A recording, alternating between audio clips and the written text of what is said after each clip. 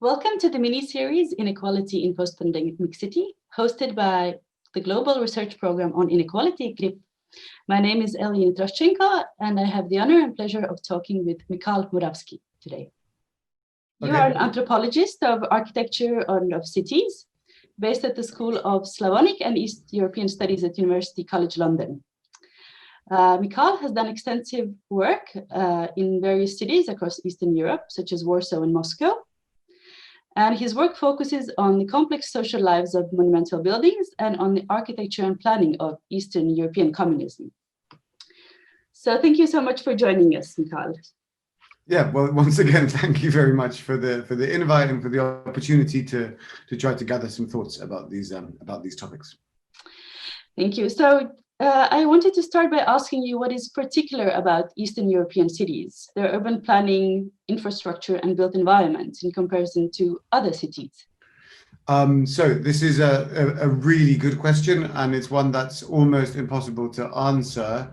I think a lot of scholars so far have approached this question by saying that there's nothing particular about Eastern European cities, and actually that Eastern European cities are connected in all sorts of ways in terms of how they look and how they feel and how they're arranged and their infrastructure to Western European cities and cities wherever else in the world. But actually, I think that it is possible to isolate or it is possible to try to work towards a definition of the specificity of East European cities. And I suppose the easiest way to do that, or at least I think that one of the most productive ways to approach that specificity is in terms of the socialist legacy in most of those cities. So throughout Eastern Europe, but also throughout those parts of the global South that, for lack of a better word, those parts of Asia, Africa, and Latin America that had socialist governments, those socialist governments made the countries that they governed urban. So they, in every case, whether it's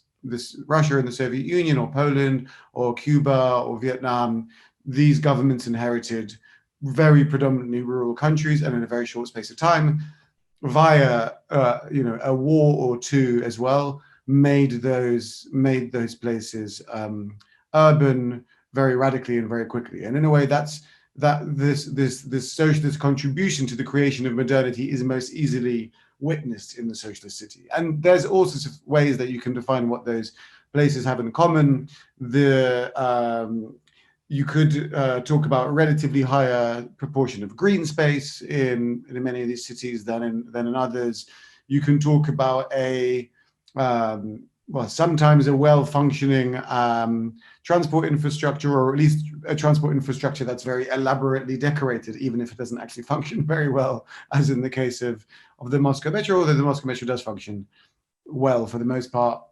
And you can talk in terms of the post-socialist city about, first of all, the massive impact that not only the construction of the socialist city, but the communalization of property in the city had on the urban fabrics that were built, and that allowed for things like more public space, more green space, for example.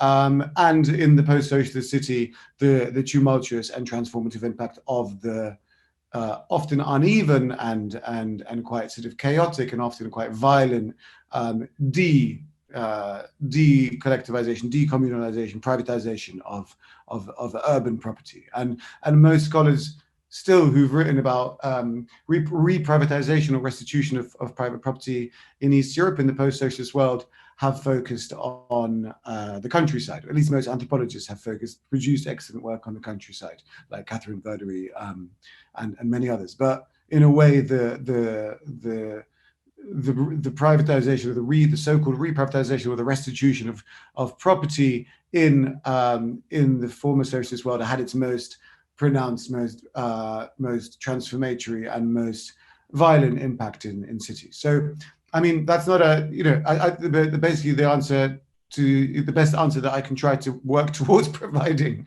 is that it's very hard to define that specificity, but it is worth trying. Yeah, thank you. Yeah, I understand you completely. Really. Okay. I don't know. I don't know. Maybe you have a more concise definition. No, I think it's you described it pretty well. So okay. All right. Regarding the COVID and inequalities.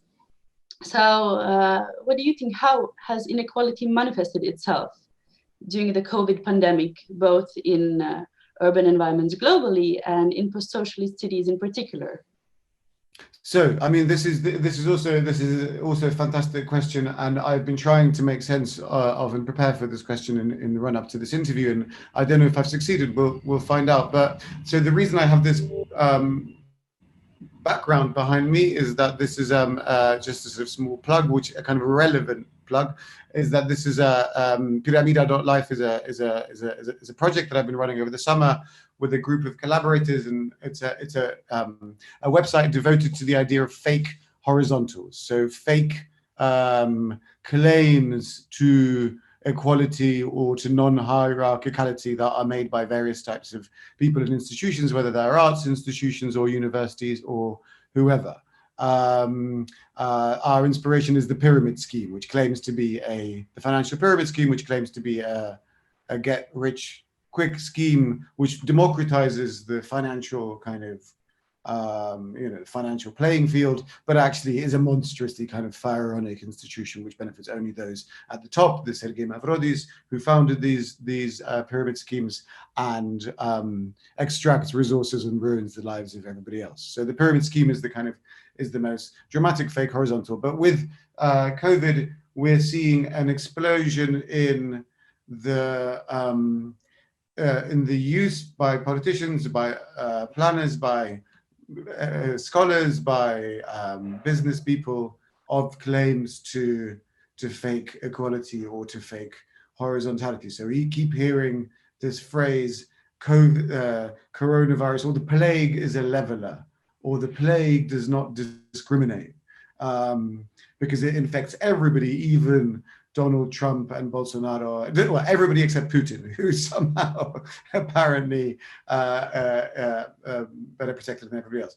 But in fact, the plague, of course, does discriminate, and the plague infects the poor and the vulnerable and members of ethnic minorities, marginalized and otherwise excluded groups wherever it goes. So the plague actually exacerbates and renders manifest inequalities that perhaps before we weren't even aware of their pervasive extent.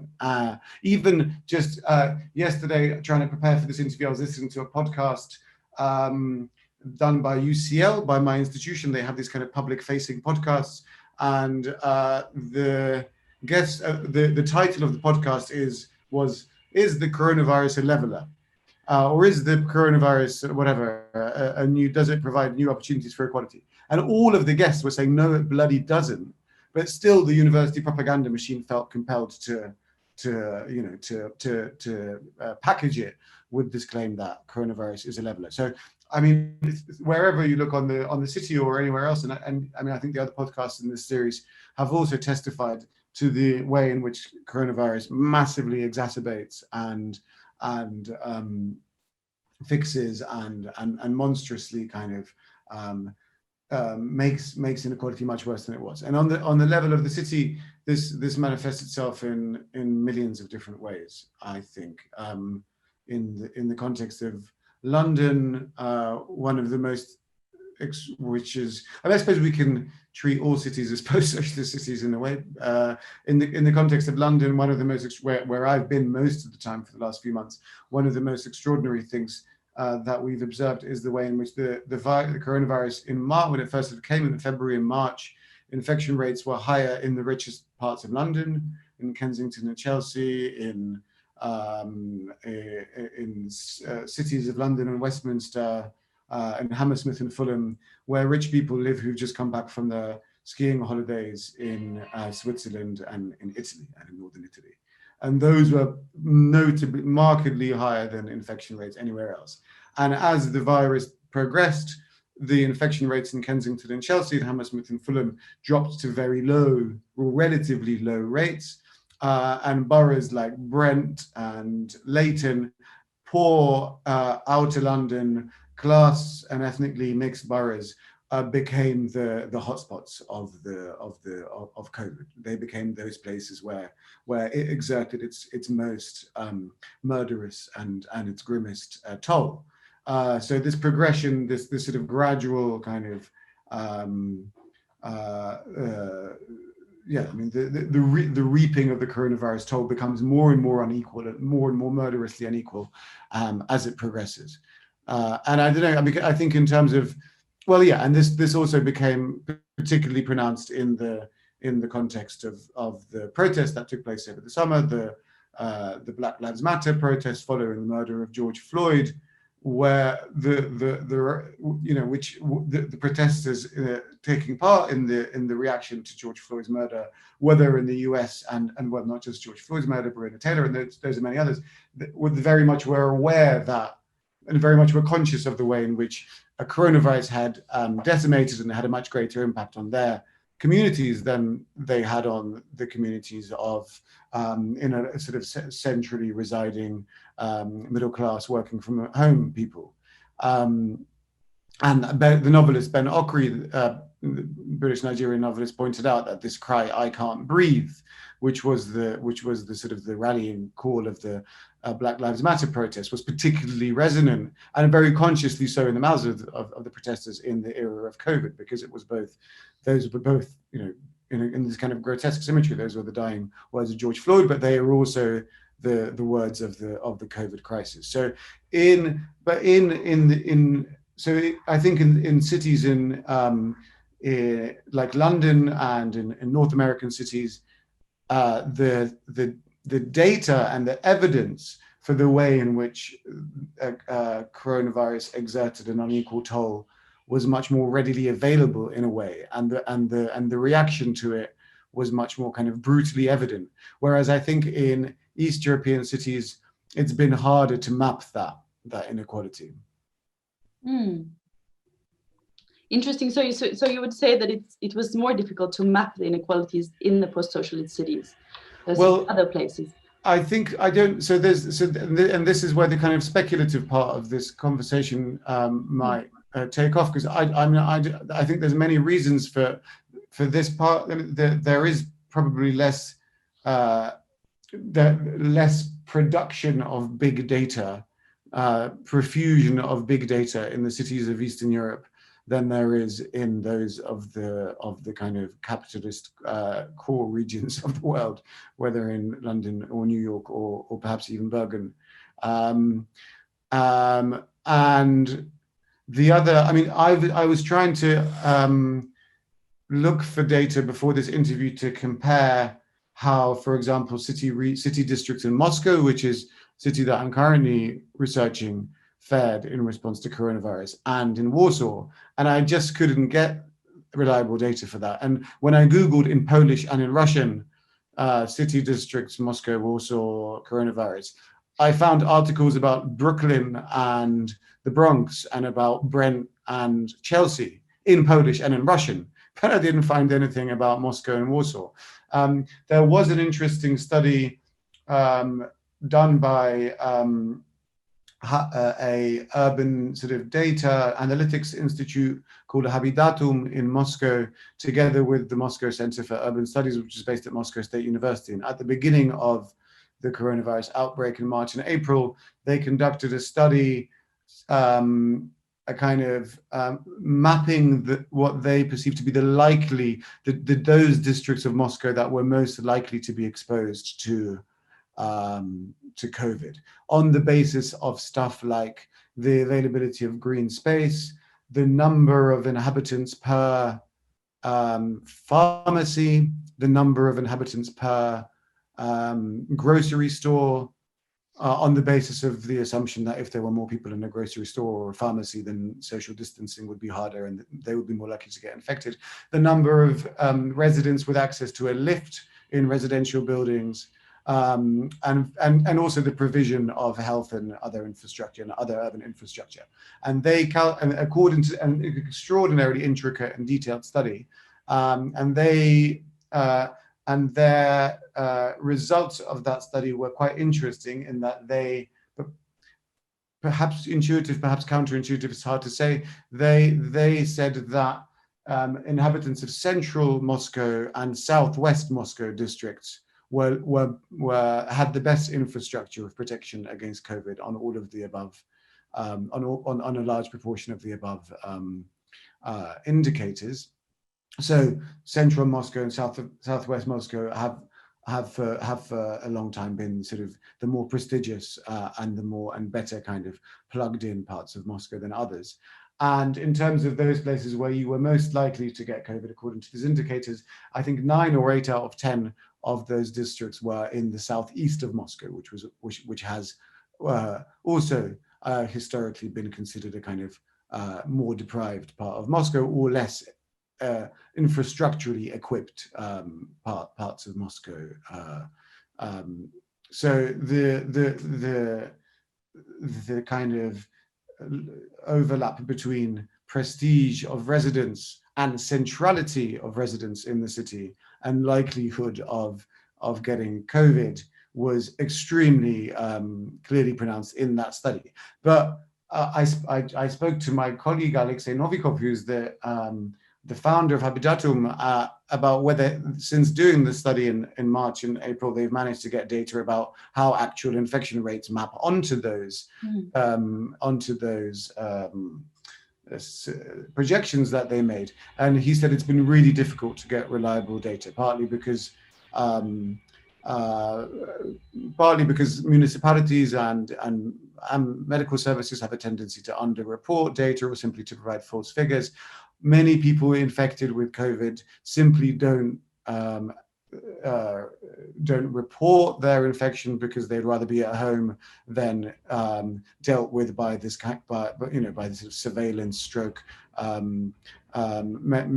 surveillance medical complex of a Moscow hospital combined with police reports. So it's really hard to get reliable data in somewhere like Moscow. Whereas in somewhere like Moscow, Warsaw, the sort of big data regime perhaps simply isn't as ready to produce data about these kinds of things. Another factor might be that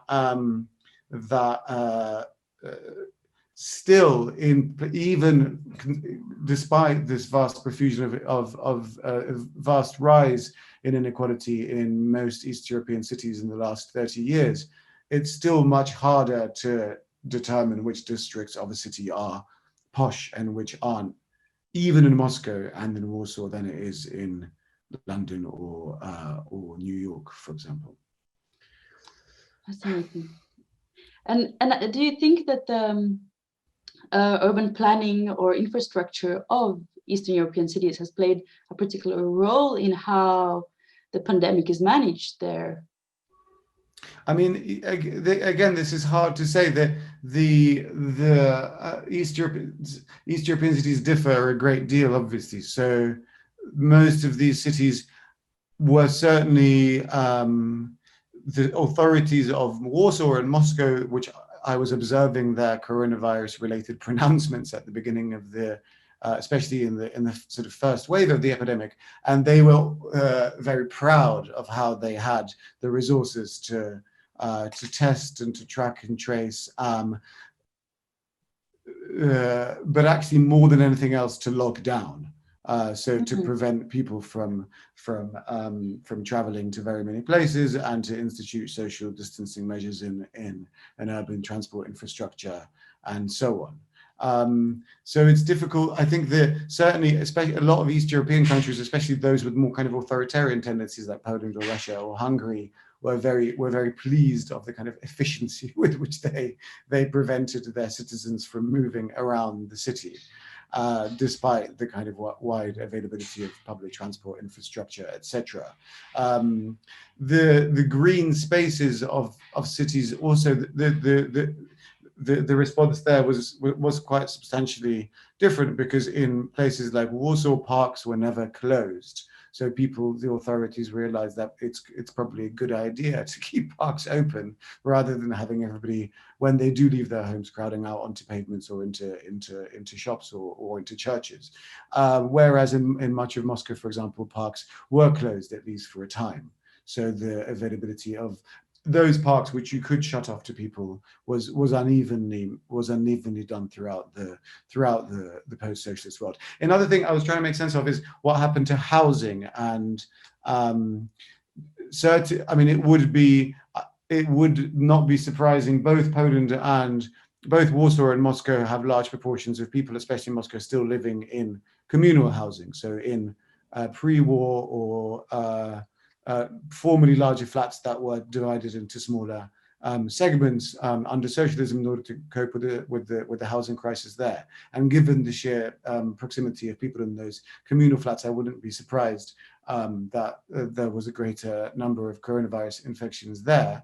Certainly, there's also a lot of data to indicate that the domestic violence problem was especially pronounced in East Europe compared to Western Europe, that women were at the mercy of their husbands under lockdown. I think in Russia, the Ministry of Social Security claimed that there was no rise in domestic violence incidents during the lockdown in Russia, which is a remarkable claim to make, given that domestic violence is legally indefinable since 2017 because of its effective decriminalization in 2017. But calls to domestic violence helplines, I think, have gone up almost everywhere in the world, whereas in Russia they went up by about half, and in Poland they went up a great deal too, although I'm not sure about the exact number.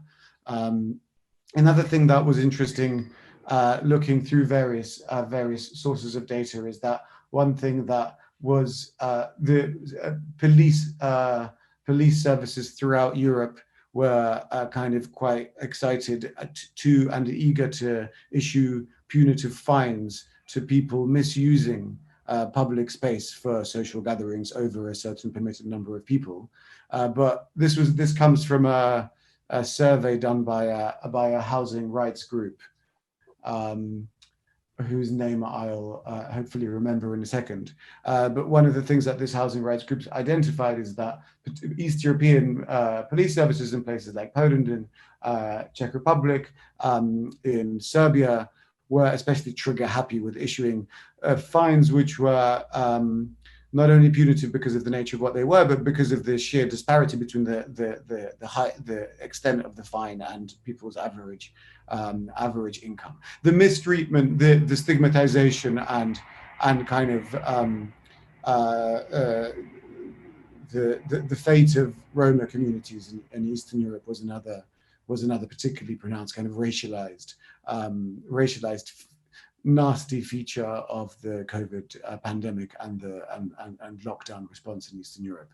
So there's so many different ways in which it seems that cities of East Europe have overlapped with cities everywhere else in the world in terms of the way in which kind of urban capitalism became nastier and more aggressive since the lockdown. But I think maybe it is possible to isolate some specificities too in our part of the world.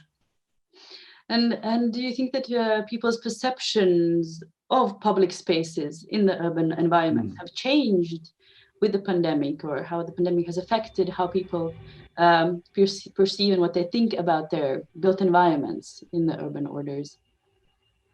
Some places are seen as more dirty and pollutive, and other are perceived as more clean and more safe spaces, and so on. Yeah, this is a great question. I wonder, I think certainly people perceive certain city districts where, so I did actually, it's funny that you asked this, because when I was in Warsaw last month, I did mention to a couple of people that I think, I'm not sure if they were taxi drivers or who they were, that I'm staying in Praga at a friend's house. Praga is the kind of right bank, the district, the other bank of the river in Warsaw, which was sort of traditionally the kind of rougher area of the city, and which is still mostly composed of former tenement flats, many of which have been turned into communal homes. And I sort of heard this phrase, "Oh, I bet there's a lot of COVID in Praga." So I think certainly this kind of class stigmatization of people perceived as poor and people perceived as ethnically other has increased under lockdown in Eastern Europe. But I think probably the sort of longing for the ability to kind of interact in open space will hopefully also increase. And actually now I suppose I'm trying to deliver an answer to the previous question that you asked, which I completely didn't answer, is in terms of kind of future hopeful directions or whatever. I think certainly what's interesting is that, so in Moscow, I've been observing for the last few years, the urban transformation of Moscow, which the current mayoralty has been doing, which has involved stuff like widening of pavements, introduction of bicycle paths, introducing new park spaces or little squares as sort of community nodes, etc. And that transformation has been driven by all sorts of intentions and all sorts of factors, not all of them necessarily very charitable. But what's intriguing is that in Moscow, this process of благоустройства of the city has stopped since COVID, perhaps in order not to endanger construction workers' health, although that would be reasonably hard to believe given the extent in which construction workers are exploited in the course of Moscow's urban transformation, perhaps to divert budgets to other things. But this kind of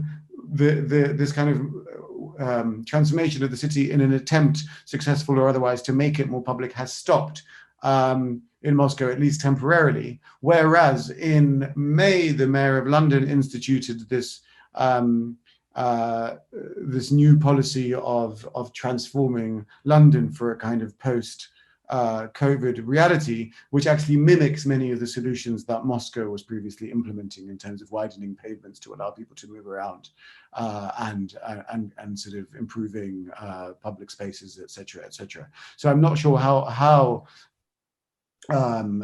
different cities are going to respond to the transformation of public space, and whether people will perceive those spaces as different, and also how people are going to respond to the challenge of what to do with housing, what to do with if our working from home realities continue to function as they are now. I'm working from home at the moment. You seem to be in an office, is that right? You are? Yes. Okay. So in Norway, you're able to go to your offices? Yes, it seems that Norway has taken a bit more local approach to dealing with increase in COVID cases. So I'm at the University of Bergen, and we had a recent lockdown because there were so many new cases. Right. Oh, I see. Okay. Yeah. So, but it ended this week. So now people are again allowed to go back to offices, and yeah. I mean, in the city of London, for example, in the sort of financial district of London, a lot of firms are speculating about the necessity to stop renting the office space that they're renting, and a discussion is slowly beginning about what to do with that office space in the future, whether it will be turned into public facilities or whether it will have to be retrofitted into housing, or whether something else is going to happen altogether. And a realization, I think, is dawning too, that people are going to need more, if we do continue with this kind of regime of working from home, people are going to need more square meterage in their homes, and they're going to need outdoor space within their homes, and they're going to need space to have offices and studies in their homes, certainly, especially, well, for those groups of people who are able to work from home in the first place, which actually now could potentially refer to a really large percentage of the service workforce, and that's not going to happen in any kind of equitable way unless there's a massive government intervention in the housing market, and already now. I mean, this was always a speculation about what will happen with the housing market. Will it go up or will it go down? It remains stagnant in a lot of parts of the world for some time after lockdown. But now already in the US and in the UK, there are indications that the housing market is going up because mortgage providers are beginning to offer really cheap mortgages also to people who wouldn't necessarily be able to afford mortgages. So we're kind of going through this subprime cycle once again. and housing prices have started, especially for slightly larger properties than before, have started inching up. Whereas in Poland, the last time I looked, there was still very little movement, and in Russia there wasn't necessarily that much movement on the housing market too. But it seems abundantly clear that there's all of these. I mean, if you kind of try to look through Google for capitalism and COVID, there's so many articles in places like The Guardian speculating about whether or not capitalism will become nicer after, or gentler after COVID. And it seems absolutely bloody obvious that capitalism is just going to become nastier, wilder, and kind of even more aggressive and even more perfidious than it was before. You know, we're more wild capitalism in the sense of the 1990s in Eastern Europe than we've seen for a long time. So unless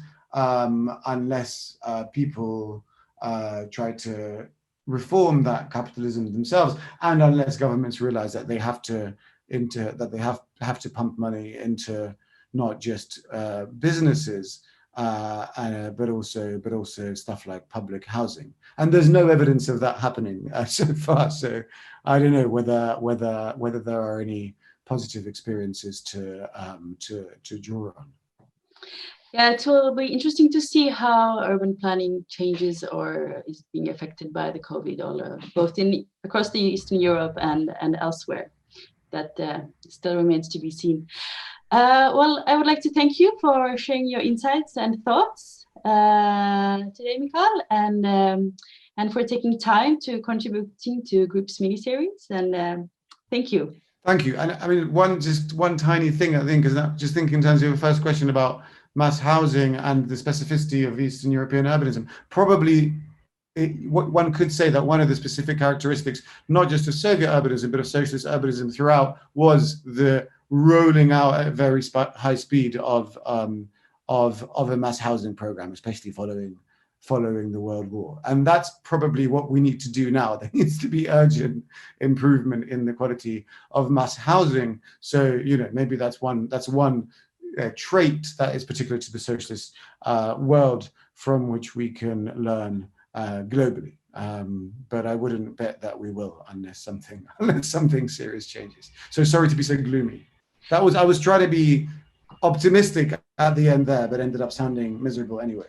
No, it's still nice to have a positive take on in these quite gloomy times. Yeah, let's hope so. Yeah. Thank you for the talk. Thank you. Thanks a lot.